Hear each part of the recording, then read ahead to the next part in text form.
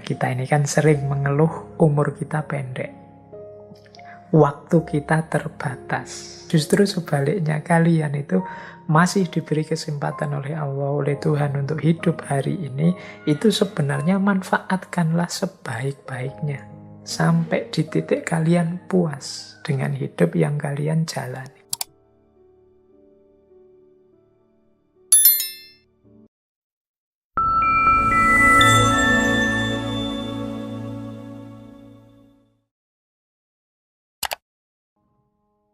Assalamualaikum warahmatullahi wabarakatuh.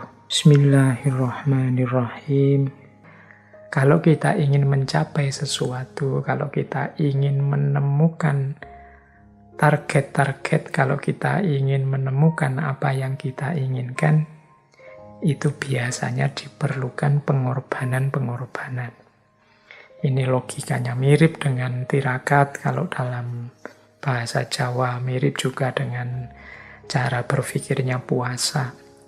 Menahan diri untuk biar diri kita jadi lebih kuat. Korban juga begitu. Kita kehilangan sesuatu yang sifatnya fana, tapi demi sesuatu yang sifatnya lebih sejati. Jadi ini logika sederhana dari makna atau hikmah dari pengorbanan. Orang yang tidak mau berkorban, ya tidak akan bisa berkembang. Situasinya masih situasi sekarang, dia tidak mau kehilangan apa-apa, tidak mau meninggalkan apa-apa, tidak mau memberi apa-apa, ya hidupnya akan stagnan. Untuk mencapai sesuatu harus mau berkorban. Mungkin mengorbankan barang yang kita miliki, mungkin mengorbankan tenaga, mungkin mengorbankan pikiran, dan apa saja.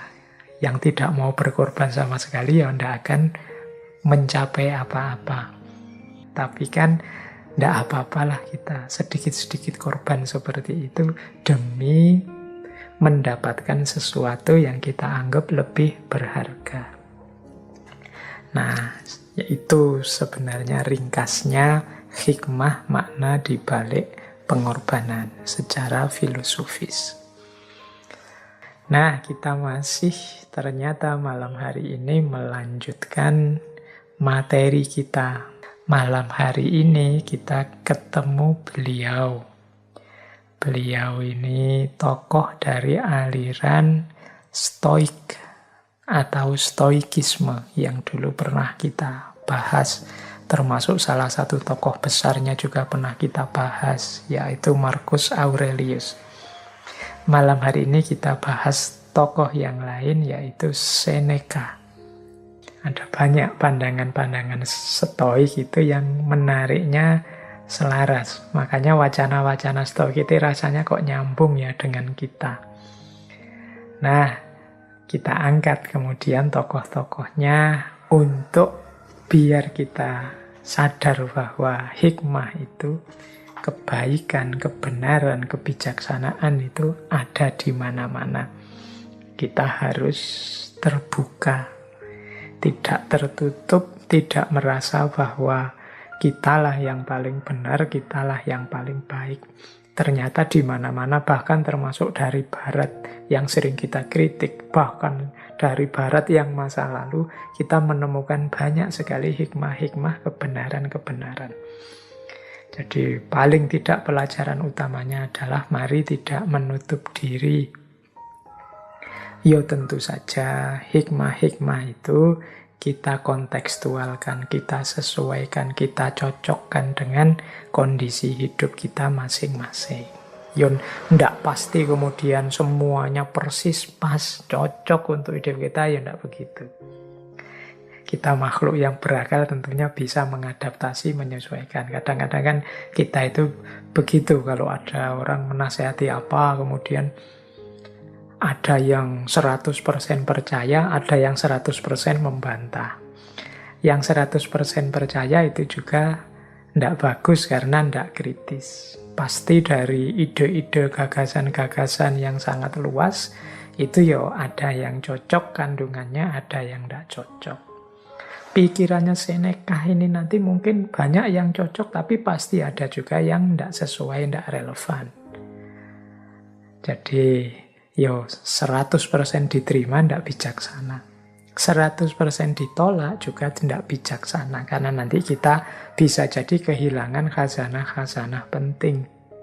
Atau kita sombong, saya mikir sendiri, mencari kebenaran sendiri, bisa kok Pak. Iya, insya Allah bisa, wong kita memang punya akal budi yang dianugerahkan oleh Allah. Tapi kan jangan sampai kita berpikir sendiri, ternyata hasilnya ya tidak jauh-jauh dari gagasan-gagasan mereka. Akhirnya ya cuma muter saja, yang dulu disampaikan mereka, kita sampaikan lagi. Karena kita tidak belajar sebelumnya. Kalau kita belajar sebelumnya dari gagasan-gagasan tokoh-tokoh besar yang kita angkat ini, mungkin hari ini kita sudah bisa punya ide baru yang lebih original, lebih bijaksana, lebih nyambung dengan situasi hari ini. Karena mengembangkan dari yang sudah mereka sampaikan. Tapi kalau kita anti sama sekali mereka, kemudian nekat mikir sendiri, ya insya Allah juga bisa. Tapi siapa tahu hasilnya hanya ngulang saja apa yang mereka sampaikan. Apalagi yang hanya percaya 100%. Nah, jadi mikirnya kalau bahasa filsafat itu ya yang kritis. Orang kritis itu ya tidak kalau ada apa-apa, tidak selalu dipercaya 100%, tidak juga ditolak 100%, tapi diuji dulu. Baik, bismillah, kita mulai ya. Mungkin sedikit pengantar tadi membuat teman-teman sekarang sudah siap untuk masuk ke materinya. Jadi tokoh kita malam hari ini dikenal dengan nama Seneca. Ini Seneca ini nama panggilannya, nama lengkap beliau Lucius Annaeus Seneca. Kadang-kadang orang menyebutnya Young Seneca atau Seneca yang muda, karena ayah beliau juga namanya Seneca. Jadi Seneca tua, Seneca yang muda. Ayah beliau juga orang terpandang. Bahkan nanti beberapa anggota keluarga beliau juga tokoh besar. Kakak laki-laki beliau namanya Gallio. Gallio ini senator dan juga filosof yang terkenal. Beliau juga punya ponakan namanya Lucan. Lucan ini penyair besar Romawi. Jadi memang dari keluarga orang-orang besar, orang-orang pinter, Seneca ini. Beliau ini filosof, sastrawan, dramawan, ahli drama, juga negarawan. Kalau yang tentang drama ini beliau dikenal sangat pintar membuat cerita-cerita yang sifatnya tragedi. Jadi gaya penyampaian beliau ini dikenal dengan gaya satir. Makanya beliau sering diasosiasikan, mungkin beliau ini terpengaruh satu aliran dalam filsafat yang namanya sinisme, yang dulu pernah kita bahas lewat Diogenes dan kawan-kawan. Jadi Seneca ini termasuk tokoh stoikisme Romawi yang selain dipengaruhi oleh gagasan-gagasan stoik, beliau juga disebut banyak terpengaruh oleh Plato dan juga sinismenya Diogenes dan juga Epikuros. Ini sudah kita bahas semua, baik Plato, Diogenes maupun Epikuros. Teman-teman tinggal melacak ke ngaji entah di seri keberapa. Ciri-ciri pikirannya Seneca, Seneca ini kan penasehat kerajaan. Pastinya beliau fokus pada bagaimana cara mengusulkan, menasehatkan hal-hal yang baik demi kemajuan, demi keberhasilan manusia. Fokus ajaran beliau Yang pertama adalah tentang moralitas dan kemanusiaan. Ini mungkin moralitas itu berarti tentang akhlak. Kalau kemanusiaan itu mungkin lebih banyak tentang fitrah-fitrah. Jadi bagaimana menjadi manusia yang baik, bagaimana kita jadi manusia yang sejatinya manusia. Jadi kemanusiaan ini penting karena kadang-kadang kita itu manusia, tapi tidak sadar kita turun kasta jadi binatang. Bahkan kadang-kadang keluar jalur jadi kayak setan. Bahkan kadang-kadang begitu sombongnya merasa kayak malaikat, bahkan menganggap dirinya sekuasa Tuhan. Nah, itu kan berarti sedang menyimpang dari jalur kemanusiaan. Yuk menjadi manusia yang manusia sajalah. Wong kita diamanati oleh Allah ke muka bumi ini kan juga untuk jadi manusia. Dan ini yang antara lain jadi fokusnya Seneca. Tentang moralitas, tentang akhlak, dan tentang kemanusiaan. Yang kedua, fokusnya Seneca adalah beliau menganggap manusia itu sebagai bagian dari alam semesta. Ini kebijaksanaan lama, meskipun nanti seperti sedikit saya singgung di sesi etika lingkungan kemarin, ketika modernitas datang, banyak di antara kita yang lupa bahwa kita itu bagian dari alam semesta. Kita merasa lebih tinggi dibandingkan alam semesta. Nah, Seneca mengajarkan ya kita itu harus harmoni. Jadi hidup seimbang bersama alam semesta, tidak memposisikan diri lebih tinggi dari alam. Nah, yang ketiga, pandangan bahwa manusia itu istimewa karena punya akal dan punya kebijaksanaan. Satu-satunya makhluk yang oleh Allah dianugerahi akal dan budi sebagai bekal untuk mengelola alam semesta, itu ya manusia. Maka mengelola akal budi, bagaimana mendayagunakan akal dengan baik, dengan benar, itu jadi tanggung jawab kita. Jangan sampai kita oleh Allah diberi alat yang canggih, tapi miskin fungsi. Akal budinya lengkap utuh, tapi hidupnya kacau balau karena tidak bisa menggunakan akal dan budinya. Nah, biar tidak begitu ya kita belajar cara menggunakan akal, cara mengelola budi pekerti sehingga lahir kebijaksanaan. Dalam rangka inilah sebenarnya kita belajar filsafat. Yang keempat, Seneca termasuk filosof yang menerima keberadaan Tuhan sebagai sebab pertama dari alam semesta. Sebab pertama itu ya kalau dimaknai lebih luas berarti Allah lah sumber dari segala sesuatu.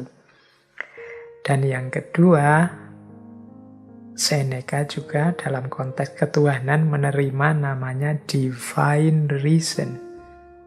Divine reason itu akal ketuhanan. Maksudnya apa? Divine reason dari Seneca ini yang dimaksud sebenarnya adalah aspek sunnatullah.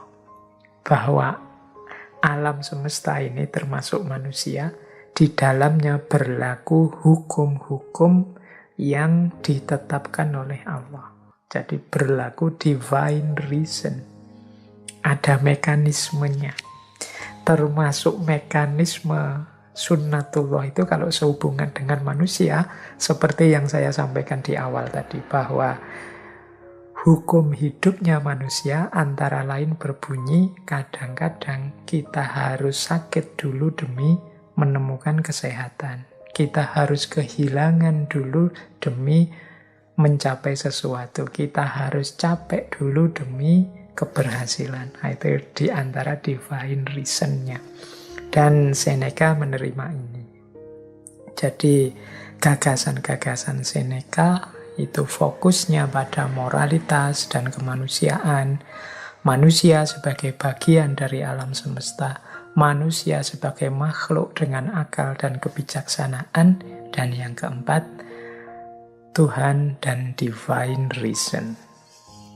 Nah, jadi ini intinya dari semua gagasannya Seneca.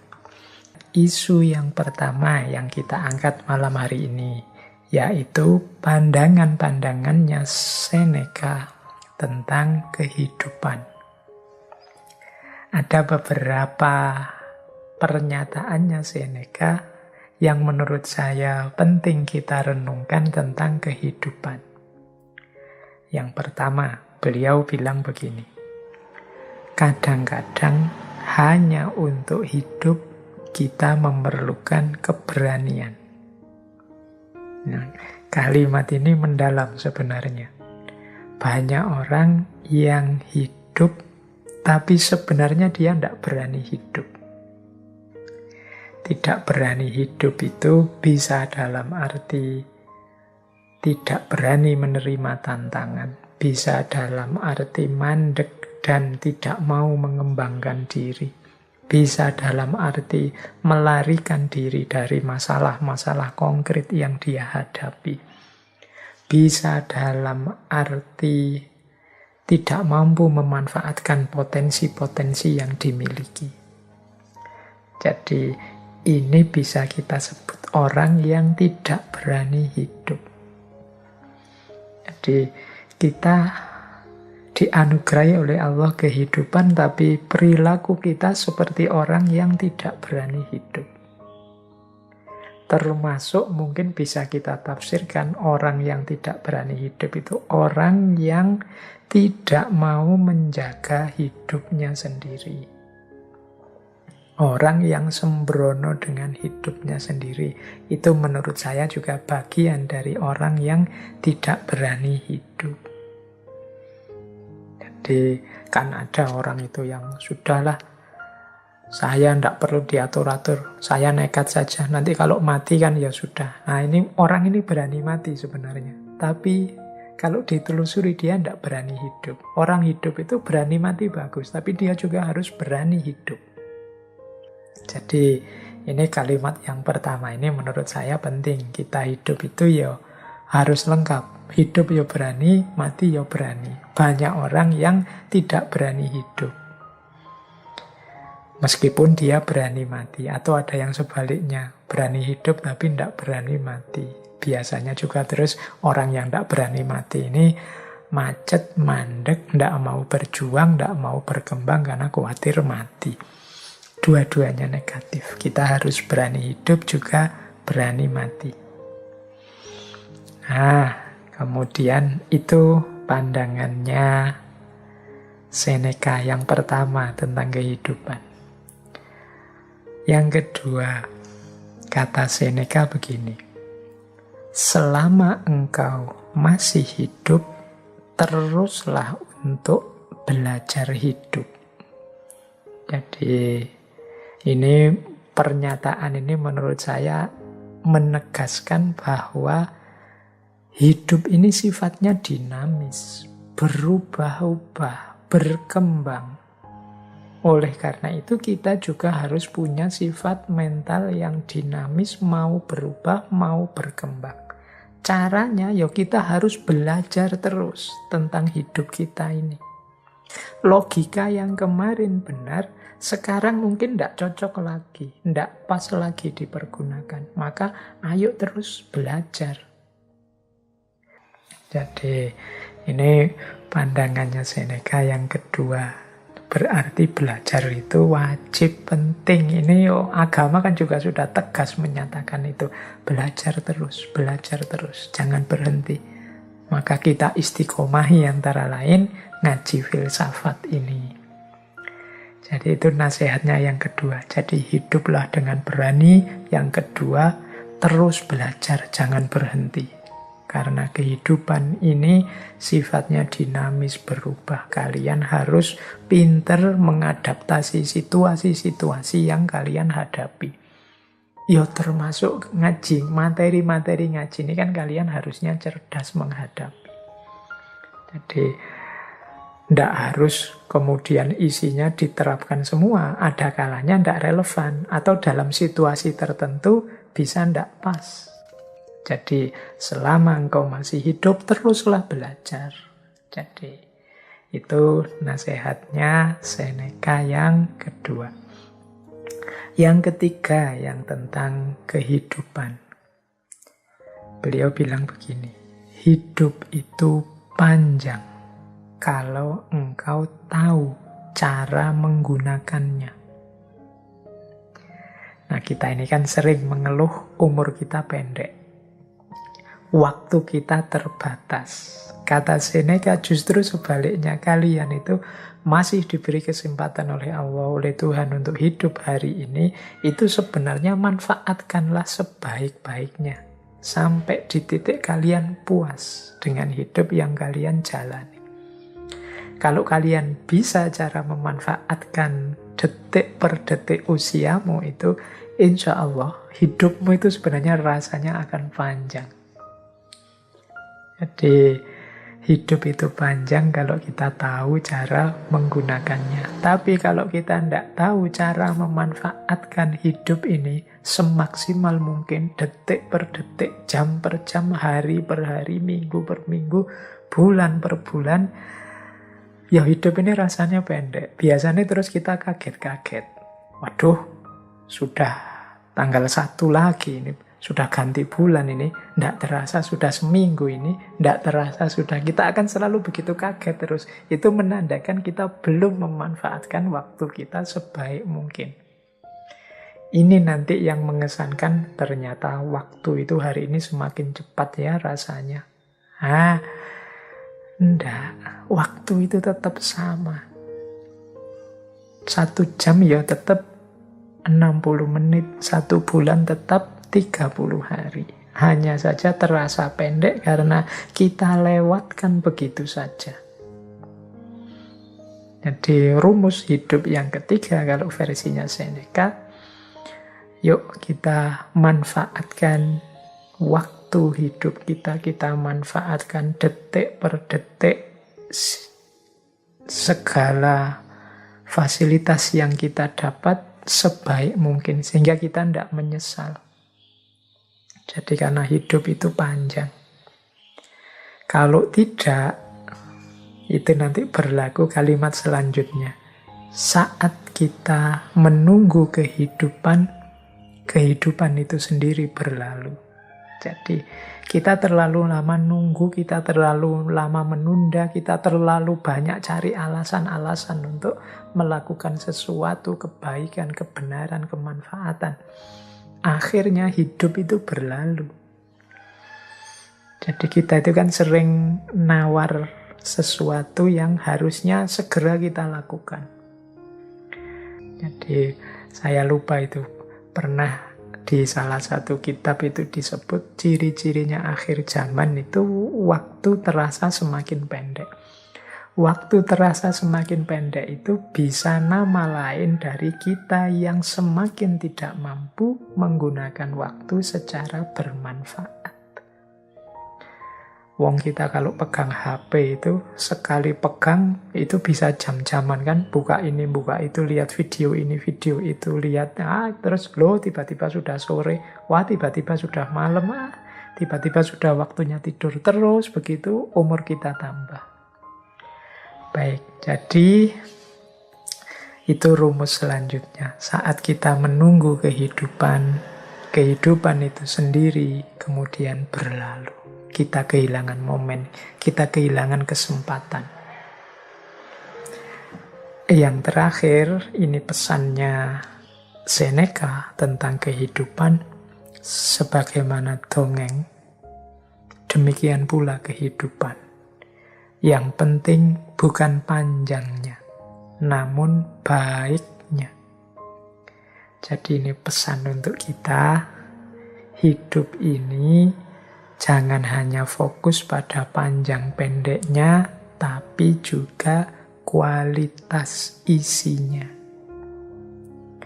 Tidak ada gunanya umur kita sangat panjang, tapi isinya bobrok, rusak, salah, dosa, sehingga eman-eman umur panjang itu semakin panjang umur, ya ekuivalen dengan semakin banyak dosa.